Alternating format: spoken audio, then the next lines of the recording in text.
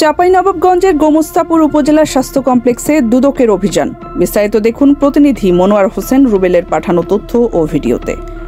চাঁপাইনবাবগঞ্জের গোমস্তাপুর উপজেলা স্বাস্থ্য কমপ্লেক্সে আসা রোগীদের চিকিৎসা সেবা প্রদানে হয়রানি ও নানা অনিয়মের অভিযোগে অভিযান পরিচালনা করেছে দুর্নীতি দমন কমিশন দুদক। সোমবার সকাল 11:30 থেকে দুপুর 2টা পর্যন্ত টানা 3 ঘণ্টা অভিযান পরিচালনা করে দুদকের রাজশাহী সমন্বিত জেলা কার্যালয়ের একটি দল। অভিযানের নেতৃত্ব দেন দুর্নীতি দমন কমিশনের সমন্বিত জেলা কার্যালয় রাজশাহীর সহকারী পরিচালক ইসমাইল হোসেন। এ সময় তার সাথে ছিলেন সহকারী পরিচালক তানভীর রহমান সিদ্দিক ও উপসহ পরিচালক মাহবুবুর রহমান। দুর্নীতি দমন কমিশন সমন্বিত জেলা কার্যালয় রাজশাহীর সহকারী পরিচালক ইসমাইল জানান, নির্দিষ্ট অভিযোগের ভিত্তিতে হাসপাতালে অভিযান পরিচালনা করা হয়। অভিযানকালে রোগীদের খাবার সরবরাহ ও অ্যাম্বুলেন্স সেবায় ভাড়া আদায়ে অনিয়ম লক্ষ্য করা গেছে। তাছাড়া ডাক্তার সংকটের কারণে রোগীরা কিছু সমস্যায় পড়েছেন।